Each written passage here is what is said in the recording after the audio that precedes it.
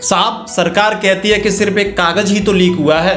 मैं उनसे पूछना चाहता हूं कि हम जैसे गरीब बच्चों का भविष्य लिखा हुआ था उस कागज पर, जिंदगी भर की कमाई लिखी हुई थी मेरे माँ बाप की उस पर, इसका जिम्मेदार है कौन? कौन जवाब देगा इस चीज का? दिन रात की मेहनत को चंद रुपयों में बिकते देखा है। मैंने उजड़ते हुए कई छात्र के सपनों को देखा है।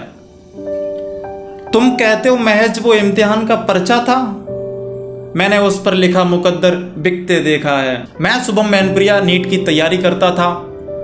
मैंने नीट सिर्फ इसलिए नहीं छोड़ी कि मेरे अंदर टैलेंट नहीं था, मैं नहीं कर सकता था। मैं अगर नहीं भी कर सकता था फिर भी मुझे तैयारी करनी थी, मैं कर सकता था। बट मेरा इस सिस्टम ने भरोसा तोड़ दिया और मुझे एहसास दिलाया कि गरीब परिवार के लिए नौकरी बनी नहीं है। डॉक्टर बनना आसान नहीं है हमारे लिए है ही नहीं। ये सरकारें जो वादे करती हैं, जो दिखाती हैं, हमारा वोट लेने के लिए माँ बाप से वादे करती हैं कि तुम्हारे साथ ये करेंगे वो करेंगे, लेकिन कुछ भी नहीं करती। हमारे विश्वास को तोड़ देते हैं और हमारे जैसे पता ही नहीं कितने छात्र होंगे, कितनों के सपने टूटे होंगे। उस माँ बाप की जिंदगी भर की कमाई लगी होगी, मगर इसका जवाब देगा कौन?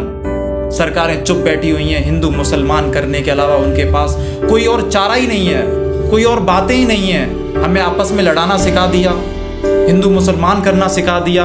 मुझे समझ नहीं आता कि परीक्षा लीक क्यों हो जाती है, किसी नेता की सिक्योरिटी लीक क्यों नहीं होती। ये सिस्टम सिर्फ गरीब आदमी को तारीखें दे सकता है, इंसाफ नहीं दे सकता। और मैं इतना कायर नहीं जो खुदकुशी कर लूं।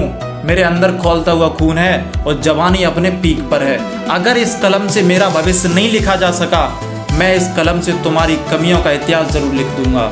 और मैं सभी छात्रों से आग्रह करता हूँ, आपके साथ जो कुछ भी हुआ है आए और अपने बारे में बोलें। अगर नहीं बोल सकते तो मेरे जैसी आवाज़ को एक नया अंजाम दें। अगर आपको मेरे ये शब्द और मेरी ये लाइन अगर अच्छी लगी हैं तो लाइक, सब्सक्राइब और शेयर जरूर कर देना अपने दोस्तों के साथ में। अब मैं रुकूंगा नहीं, मैं बोलता रहूंगा, क्योंकि मैं अपने सपनों को त्याग चुका हूं। मैं एक नई राह पे चल चुका हूं। मुझे लगता है यही समय को मंजूर है और मैं यही करने के लिए तैयार हूं। जय हिंद, जय भारत।